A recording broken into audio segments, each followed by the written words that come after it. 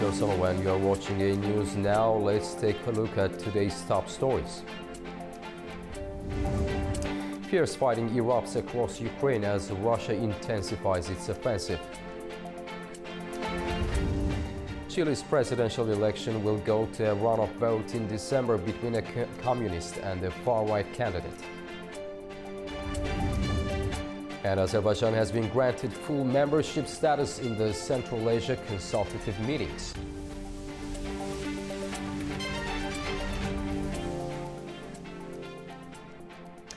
Heavy fighting has intensified across Ukraine over the past 2 days, with major strikes, drone attacks and new frontline movements reported on both sides.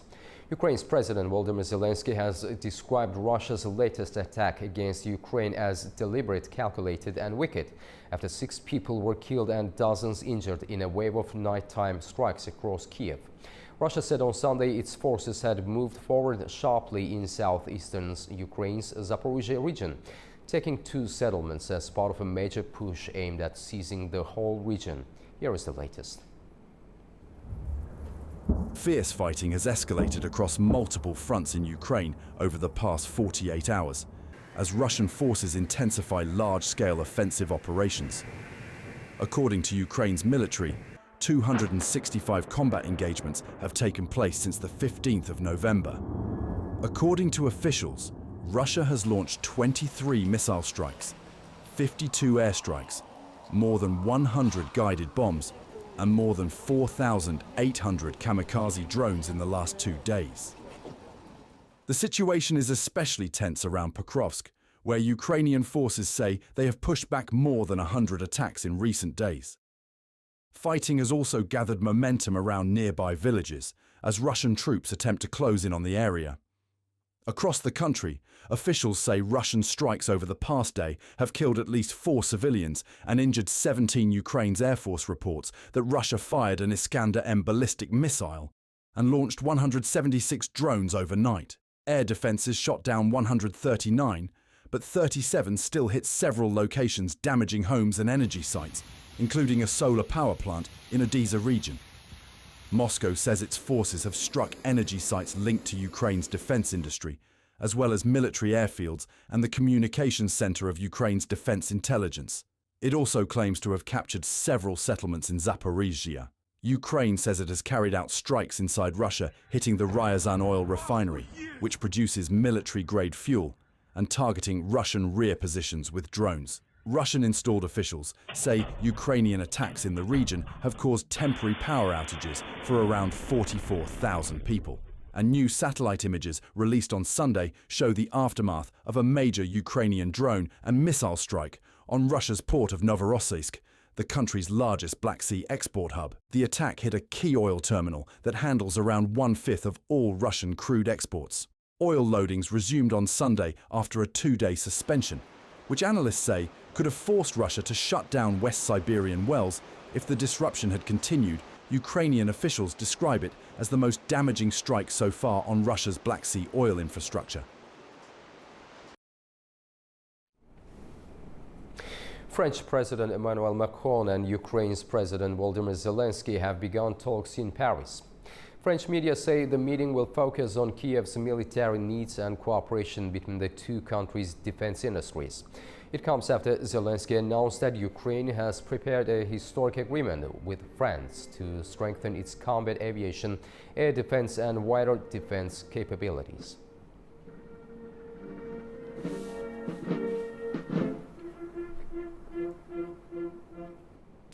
Republican lawmakers in Washington are drafting new legislation that would impose tougher sanctions on any country doing business with Russia, a plan President Donald Trump says could soon include Iran.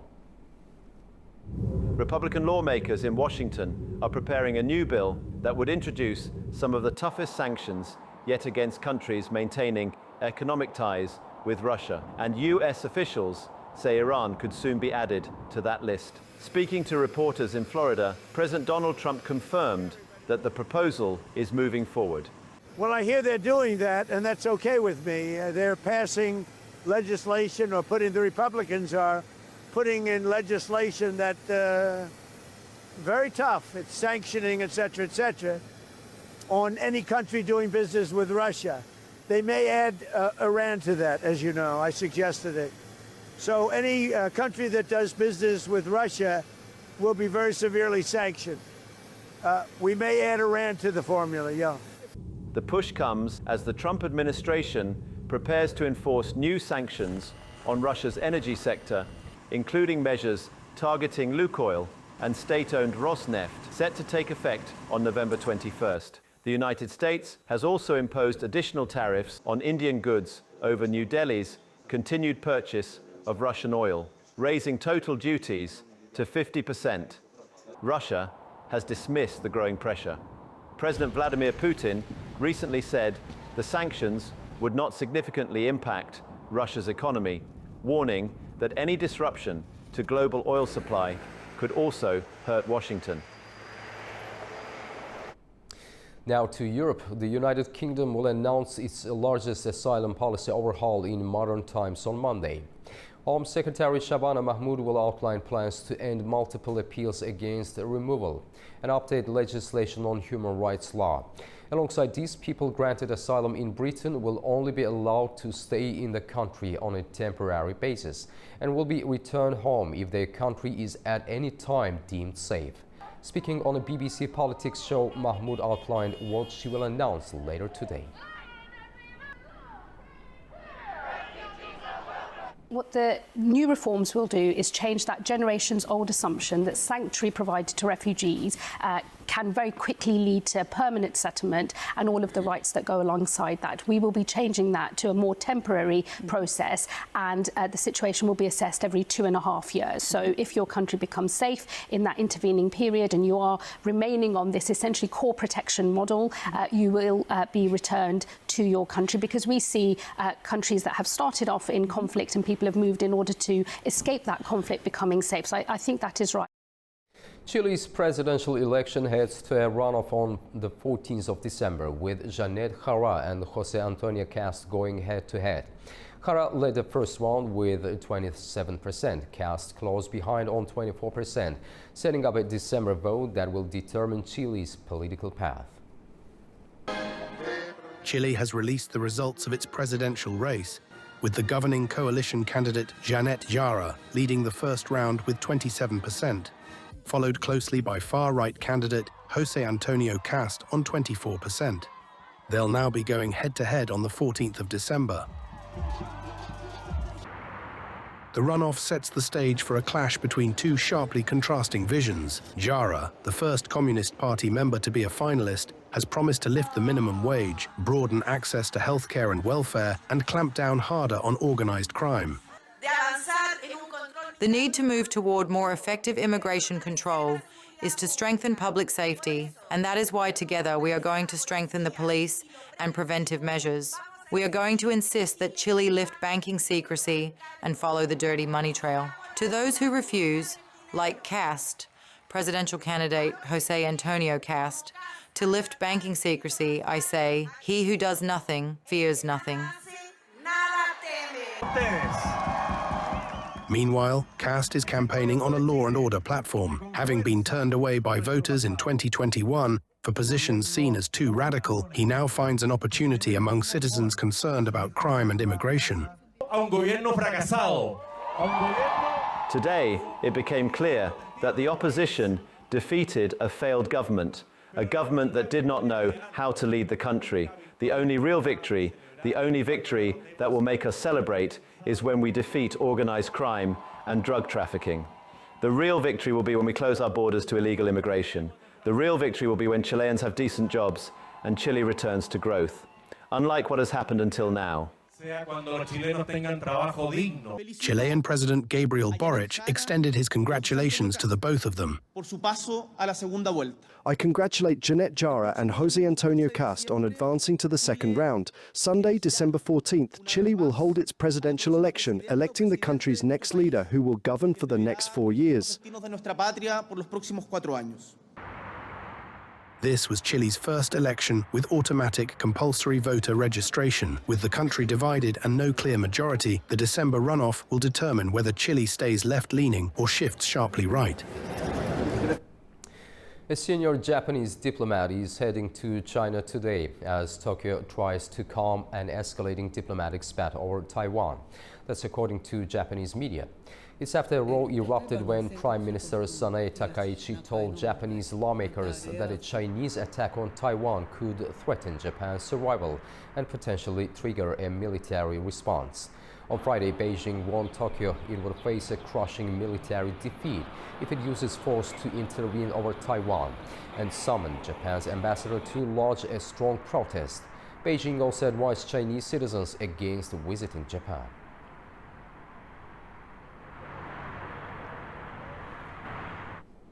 Australia has ruled out co-hosting next year's COP31 climate summit with Turkey, ending weeks of uncertainty over Ankara's proposal. Prime Minister Anthony Albanese says co-hosting simply isn't allowed under United Nations climate rules, leaving both countries still locked in a bid to host a summit after submitting rival proposals back in 2022. The settlement now needs to be resolved at COP30 in Brazil, where pressure is growing for a decision. And now to the COP30 summit. Well, our own Orkan Amaşov visited Turkish pavilion at the summit in Brazil and spoke to the chief negotiator of the Turkish team, Deputy Minister of Ecology, Urbanization and Climate. Hello, I'm joining you from COP30 venue today, where negotiations are underway. Of course, one of the most central issues that has been discussed here is who will actually ultimately host COP31. There are two contenders, Turkey and Australia. My guest today is Fatma Varank, Deputy Minister of Environment and Climate, and also Chief Climate Negotiator on behalf of Turkey. Thank you very much indeed for this distinct privilege. I'm so grateful to you. My first question to you is going to be about this battle between Turkey and Australia. How likely is it that Turkey will eventually emerge as a country which will host COP31? Çok yakınız. Bir adım mesafesi artık önümüzde bir yol kaldığını düşünüyorum. We are very close. There is now only one step ahead of us. COP30 has begun, and a decision is expected during its second week. Turkey has been engaged in these negotiations for 2 years, together with Australia. However, at this stage, Turkey has clearly demonstrated its willingness and desire to host the COP. Our country was represented at the Leaders' Summit by Vice President Mr Cevdet, while Australia did not participate at the same level. Following the start of COP30, we continue our negotiations, facilitated by both Azerbaijan and Brazil. There is also a letter from our President. If a joint COP with Australia does not materialise, Turkey's wish to host the COP independently has been clearly expressed, and this letter was delivered to the Australian Prime Minister a few days ago. We believe Turkey is very close to achieving this, and we are confident we will succeed. Many countries are supporting us, both within Turkey's group and from outside. We believe we will be the voice for many developing countries. Turkey also has the potential to act as a bridge between developed and developing countries. We consider Turkey to be one of the few countries capable of doing this. Thank you very much indeed. And ultimately, you said that Turkey can actually play a role of bridge between developing and developed countries. What factors do you think favor Turkey's position now? Bizim tabii şöyle Türkiye'nin lehine olan faktörler şu. Bir kere bunu istiyoruz 2 yıldır. The factors in Turkey's favour are as follows. Firstly, we want this. Secondly, we have been pursuing this for 2 years together with Australia. However, we have never shied away from negotiations, nor from organising a joint COP. A consensus text had been agreed, but later Australia withdrew from it and expressed their intention to hold a Pacific COP. We have communicated that we respect their concerns and will address them within the COP agenda. Nonetheless, we have consistently been the side taking the initiative in negotiations, while Australia has often taken a step back. I believe the side seeking consensus will prevail, as other countries can see this. As you know, this will be a VEOCCOP. The time for the Pacific COP has not yet come. Nevertheless, we will bring the Pacific's concerns onto the COP agenda. Bile COP gündemimize taşıyacağımızı ifade ediyorum buradan. Thank you, Fatma. I'm very grateful to you and I wish you all the best in your hard work. Thank you very much indeed. Thank you. At the United Nations Climate Change Summit COP30 taking place in the Amazon, the exclusion of indigenous peoples has sparked serious concern. Indigenous communities stress that without their participation, no climate action can be effective and decisions will lack real impact.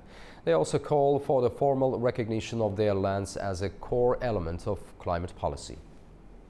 The COP30 happening in Amazon, it is the home of indigenous peoples. It must include the people who can be in this COP. The way that they excluded indigenous peoples, the way that they take the badges is not what we expect from the decision making. It is not the COP of talks, it is the COP of action. There will be no action without indigenous peoples, without those who are protecting the land, the territories, the waters. And when we talk also about this COP here in Amazon, remember last year in the COP29, we adopted the Baku Work Plan on indigenous peoples. Where are we with? If it is a continuation, the COP30 must consider the Baku Work Plan on indigenous peoples and must give the voice, the seat for the indigenous peoples to be in the tables. I hope that this day too will be a turning point where the countries can think 2 times before taking any decision. And they have to take the decision with indigenous peoples and with indigenous people's voices. If people become hungry, because they are really feeling there is no action. And it is true. The fact is there.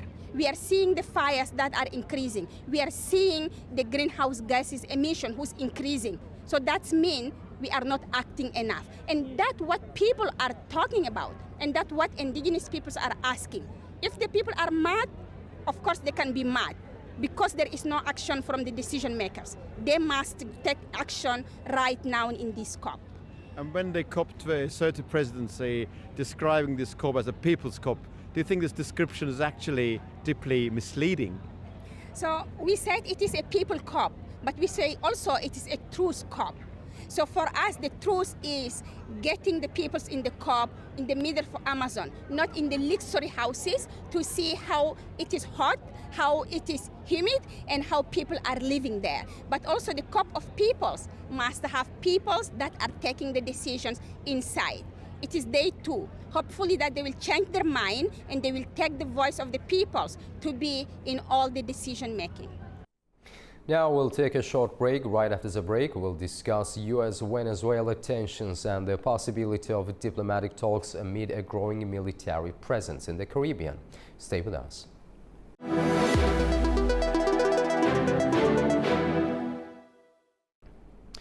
Welcome back to A News. Rising tensions in the Caribbean are putting U.S.-Venezuela relations in the spotlight.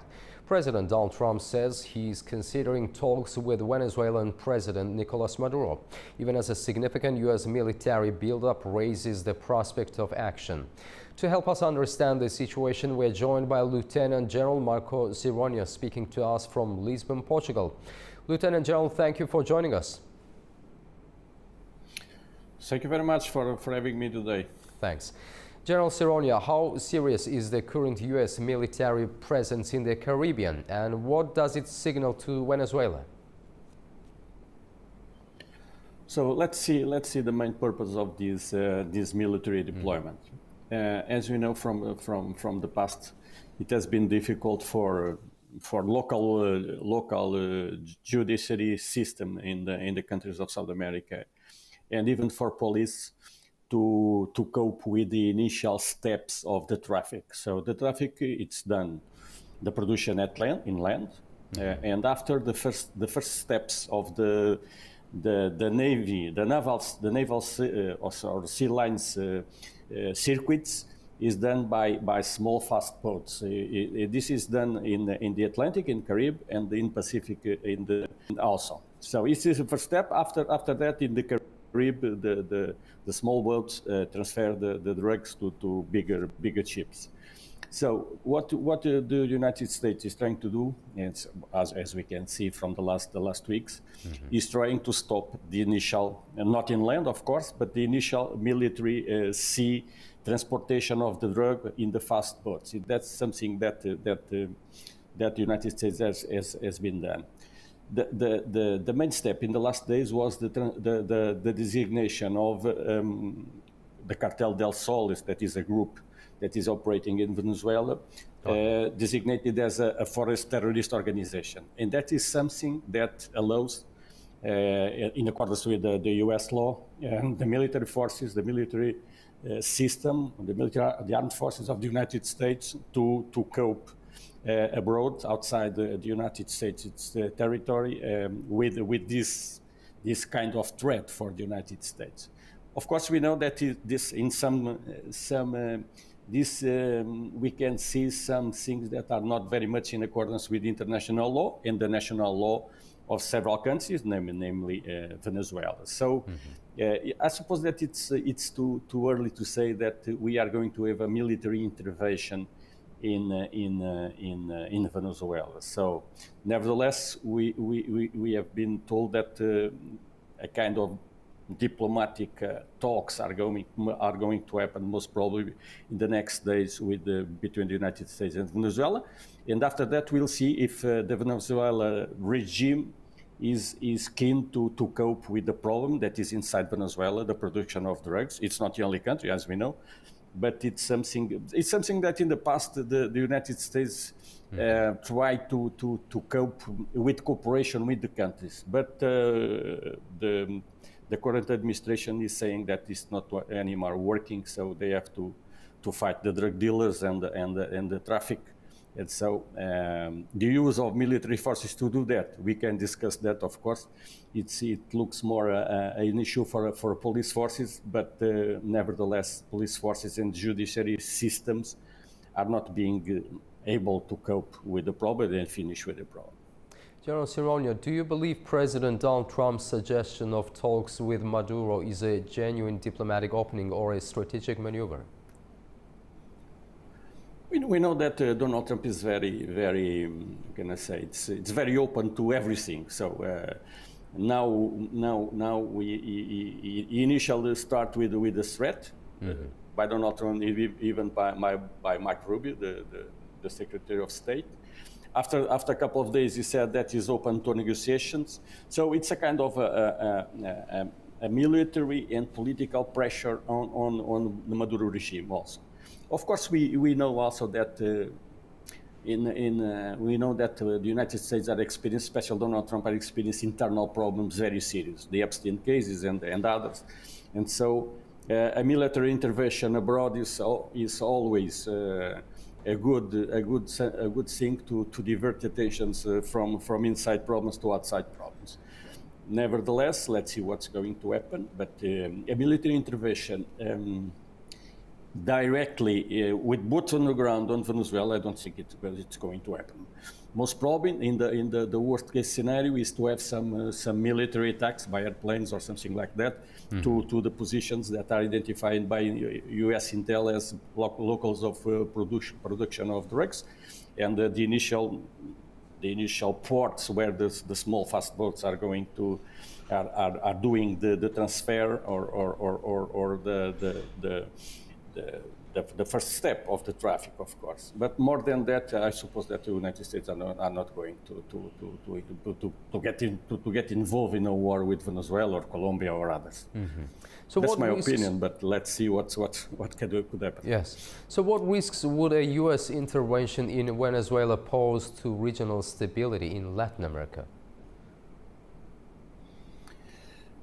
Let's see, we know from the past, and the curious thing is that Donald Trump was one of the first, in its first mandate, one of the first American presidents saying that military intervention to change regimes normally do not end very well, with the experience in Iraq and Afghanistan.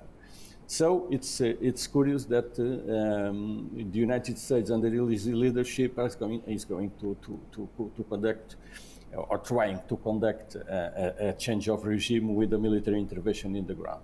So it's something that I don't foresee that that is going to happen, because even if Donald Trump threat the Venezuelan regime with that, we know from the inner circle of Donald Trump that a lot of people are not going to be in accordance with that. And some of the senators and congressmen of the Republican Party are voicing that they are not in accordance with this kind of operation.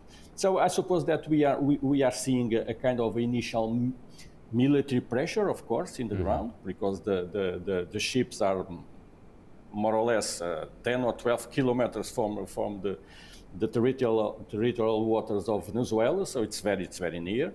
But the channel for diplomatic talks are open. So what I suppose that is the intention of Donald Trump is to have the agreement of Maduro that is going to do something inside. But other voices are saying that Maduro, even from the administration, that Maduro is in the lead of the cartel. So it's something that we have to see. But nevertheless, I suppose that a military intervention in the ground will be a disaster for the United States. And General Cironio, in your opinion, how does the alleged involvement of Venezuelan officials in narcotics trafficking impact U.S. decision making? Let's see. From the initial informations that the U.S. administration provide, they are pretty sure that the cartel of the Los Solos and other cartels are being led for top officials of the Maduro administration. Even Maduro, it was said by the United States and by Marco Rubio that Maduro is in the lead of the cartel. It's in the lead of the cartel. So. It's for the United States, I suppose that it's clear that the regime is linked to the traffic, so to the crime organization. It's something that we know from other sources that could be true, of course. So this is a pressure to Maduro I suppose that the main message that is being sent is, okay, or we've solved the problem inside, or we are going to go there to resolve the problem. The problem changes regime. So it's pretty much a threat for the time being, of course, but nevertheless we cannot discharge the possibility of a kind of military intervention, small one, of course, not a huge military intervention, but trying to put some more pressure in the ground. Let's see. But nevertheless, the situation is a crisis, and the crisis we never know how it ends. With military forces present, let's see. And Maduro, it's very vocal inside to have his people with him. So let's see if this kind of operations that does not work against the opposition inside. And not for a democratic regime in the future. And also, what are the possible long-term implications for U.S. security and counter-narcotics strategy in the region? Let's see. This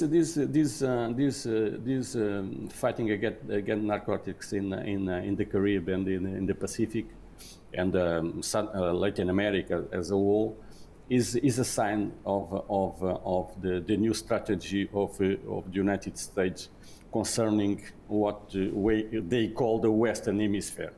So it's the great power politics working, and it's something that Donald Trump has already said. So the western part of the world it's for the United States to take care. Europe, and Central Asia with Russia and China in the Pacific and the Indic. So, nevertheless, we know that the United States are having tensions with China in the Indo-Pacific, of course, and sometimes with Russia in Europe. So but nevertheless, it's a position. It's a strategic position. It's something that the United States, as we know, has done. In the past, in the 19th century, in some portions of the 20th century, with interventions in Panama and other places and the drugs problem was the scene for those interventions as we know. So it's not the first time, but it's not a new strategic posture, of course, for the United States to use military forces in his backyard of, as some of the strategists in the United States call to Latin America.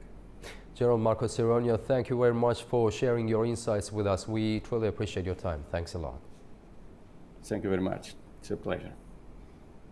After the break, we'll take a look at the key stories shaping the region. Stay tuned.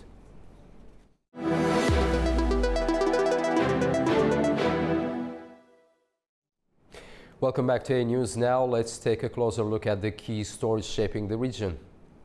Azerbaijan's President Ilham Aliyev has confirmed the country's admission into the Central Asian format, a move that promises to have significance on the global stage. We take a look in more details as to what this means for Azerbaijan and the wider region.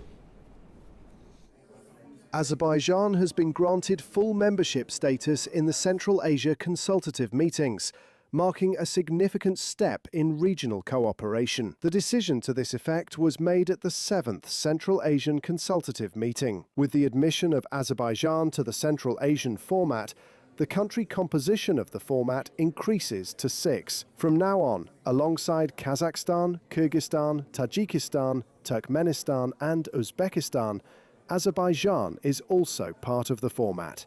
Azerbaijan and the countries of Central Asia are united within the framework of a single regional format. From now on, Azerbaijan will participate in meetings held within the framework of Central Asia. The admission expands regional cooperation and reinforces Azerbaijan's position as a key partner in Central Asia's economic and strategic development. Historical, cultural, spiritual ties between countries are becoming a political center.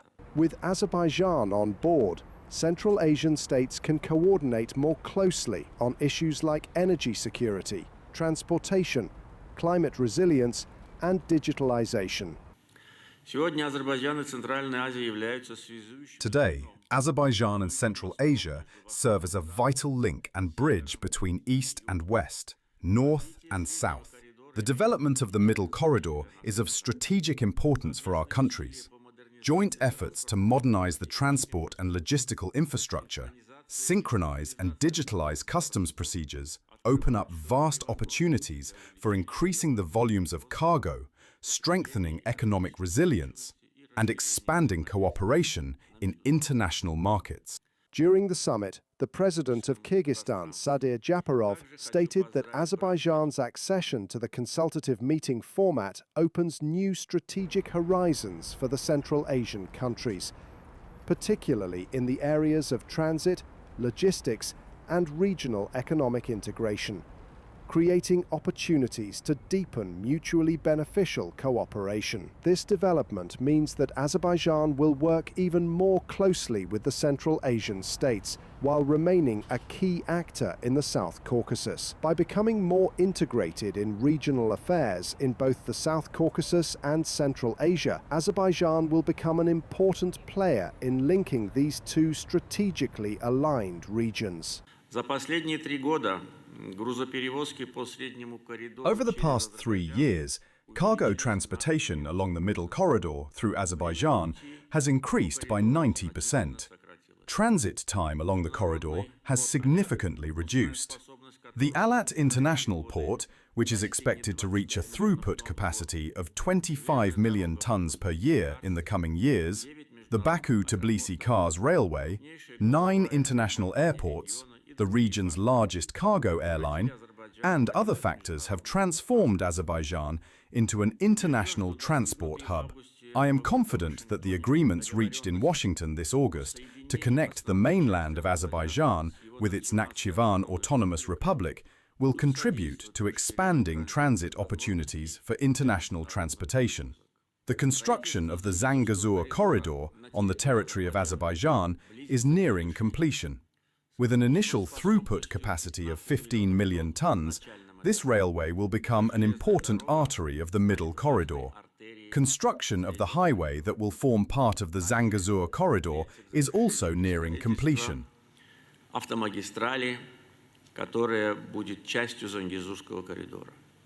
Baku elevates its geopolitical standing by formally embedding itself in a Central Asian structure. This strengthens its leadership role in the broader Turkic world and expands its diplomatic reach beyond the South Caucasus. Now, the United States has exempted Kazakhstan's main oil export pipeline, the Caspian Pipeline Consortium, and two major oil field ventures from sanctions imposed on Russian energy companies. The license follows the U.S. decision in October to add Rosneft, Lukoil, and 34 subsidiaries of those companies to a new sanctions package targeting Russia's energy sector. The exemption is designed to ensure operational continuity while preventing any changes in the ownership structure, particularly for Russian entities subject to sanctions.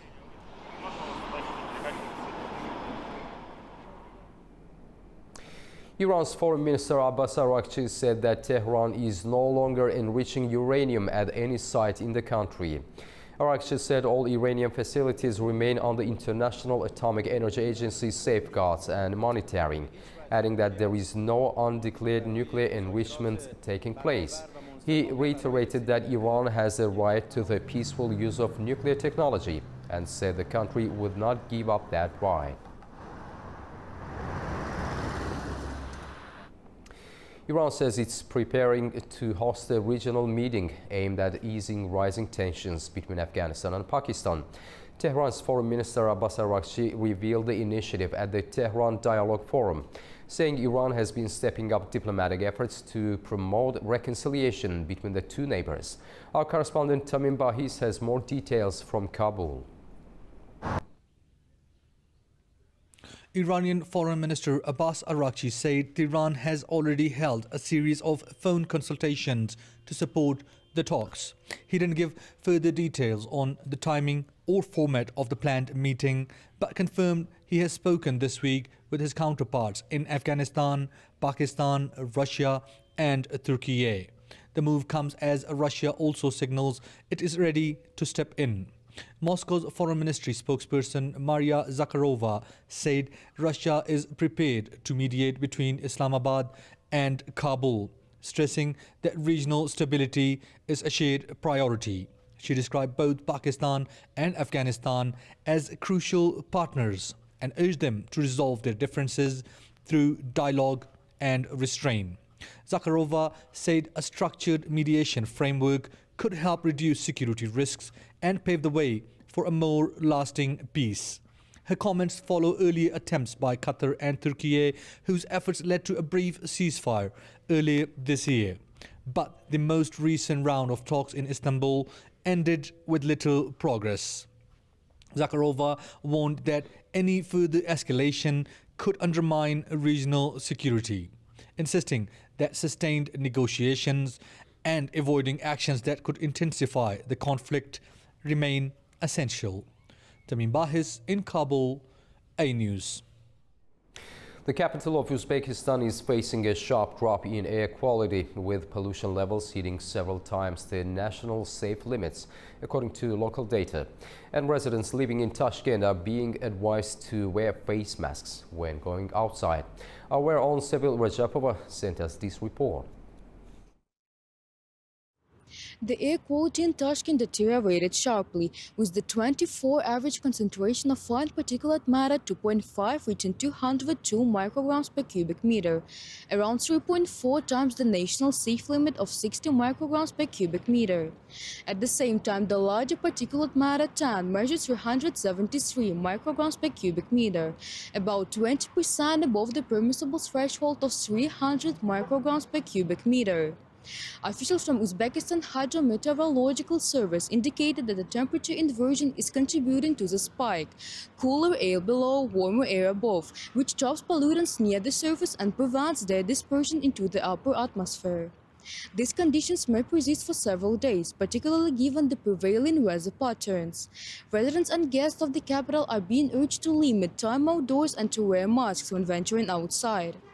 Meanwhile, monitoring of similar and worsening air quality conditions is underway in other regions of Uzbekistan, with many reported burning outdoors and elevated particulate levels. Market data, meanwhile, show that demand for air purifiers and humidifiers in Tashkent has surged by 35%, and respirator mask sales have nearly doubled as consumers respond to the worsening situation. It is Sevil Rajapova reporting from Tashkent, Uzbekistan, A News. Now we'll take a short break. Right after the break, we'll discuss how Azerbaijan's admission as a full member of the Central Asia Consultative Meeting is reshaping the region's geopolitical landscape, transforming the traditional Central Asia 5 into a new Central Asia 6. See you shortly.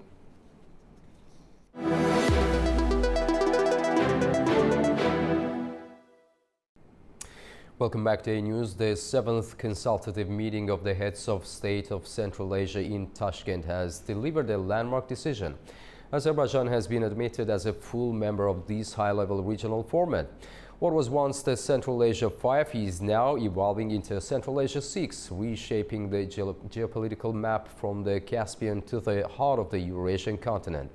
This step strengthens the Trans-Caspian axis, broadens the region's strategic architecture, and potentially ushers in a new era of cooperation linking the South Caucasus and Central Asia more closely than ever before.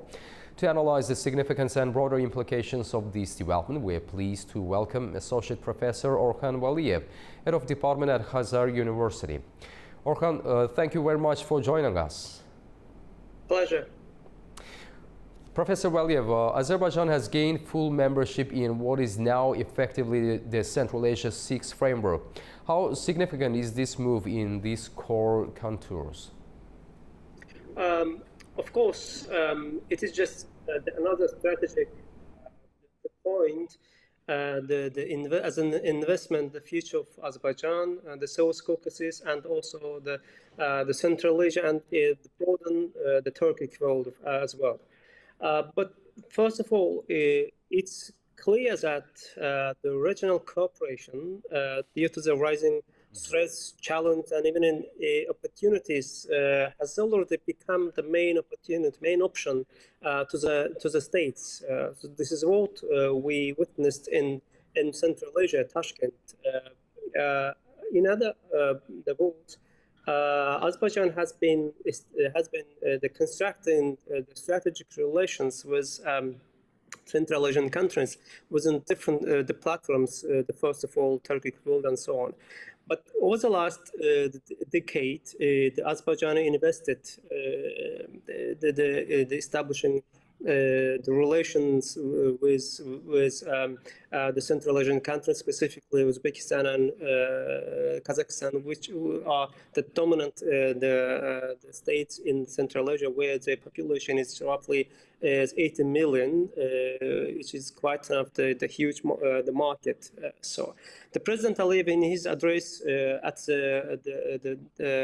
in Tashkent, he mentioned that Azerbaijan, in terms of relations with Central Asian countries, have been evolved into the strategic the partnership strengthened by the political dialogues and economic cooperation, and added that because of the geopolitical and geoeconomic interests, the Central Asian and the Azerbaijan united became the united region. So I think this is quite enough the strategic steps for the future of the South Caucasus and also Central Asian, the broader sense, the Turkic world. You know, we are on the way the transformation from old order to the new ones. So in that case, the regional cooperation is already the critical issue for the states. Therefore, the President Aliyev mentioned the strategic importance of Turkic world in his speech at the inauguration. And also, the parallel to that, the President Erdogan at the theatrical forum in his the opening speech mentioned that the nation states won't be able to limit themselves within their own territory. For example, we can see seeing the evolving the foreign policy strategies. So in that case, for example, there will be the critical issues on the agenda in Tashkent. For example, water security was one of them. The President Aliyev that has been stressing its strategic importance in terms of the Caspian Sea. That he mentioned that it's becoming the new threat. So we have to sit down and deal with the water security for the future of the region, not just like South Caucasus, the broaden the region. For example.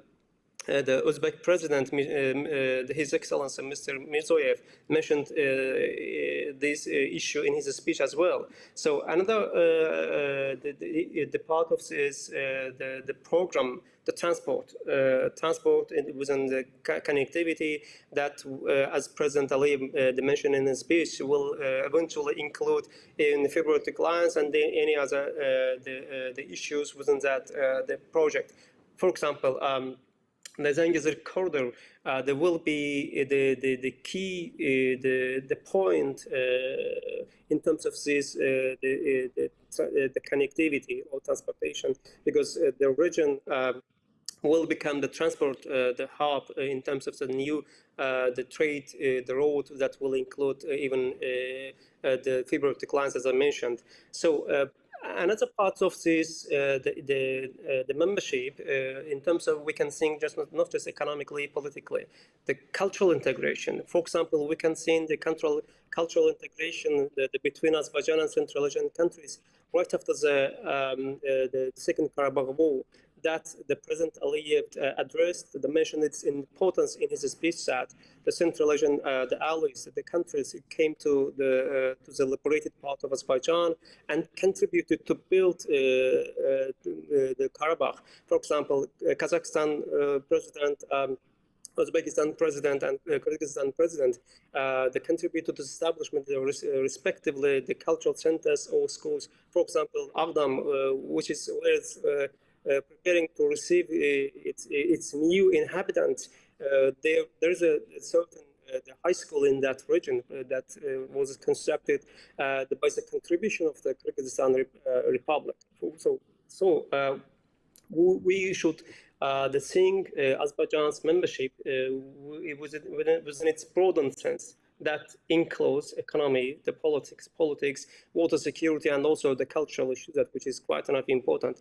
And in its broadened sense, the cooperation will contribute to strengthen relations within the OTS, because Azerbaijan is a bridge within Turkic world that has contributing to establish the deepened relation with the Turkic the world.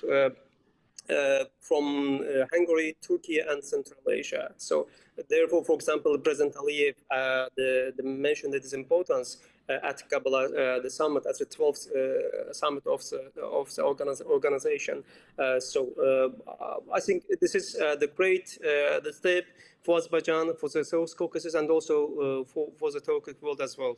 Professor Valiyev, among major external powers, Russia, China, the United States, the EU, and others, who stands to benefit most from a stronger Central Asia 6?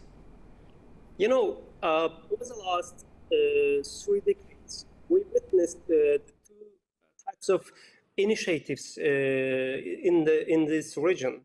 One of them was that to compete with former Russian domination in that region. And another one, just the Russian-led organizations that tried to keep its domination. But however, the organization within this region that Azerbaijan has been involved, OTS and the Central Asian the organization, so is aiming to get the economic autonomy, not just compete with any kinds of the political ambitions or so on. For example, let me remind you, after right after the Second Karabakh War, the President Aliyev and also the President Erdogan announced that our initiative won't have the political ambitions that will deal the formations. No, we are just we aim to have the economic autonomy that will welcome any kinds of the initiatives and members as well. So in that case, I think it will bring the benefits not just to the member the states, and also the China, for example, President Mirziyoyev mentioned in his speech that they will be issued the railroad between China, Uzbekistan, and Kyrgyzstan, for example. So in that case, the Central Asian countries and also Azerbaijan that has a strategic relation with Russia as well. But we have to mention that these countries, states, the Turkic states, and also Tajikistan, has becoming the more independent, and also Russia will no longer be just alone dominant in that Strategic region. So we'll be one of them. For example, Turkey is here.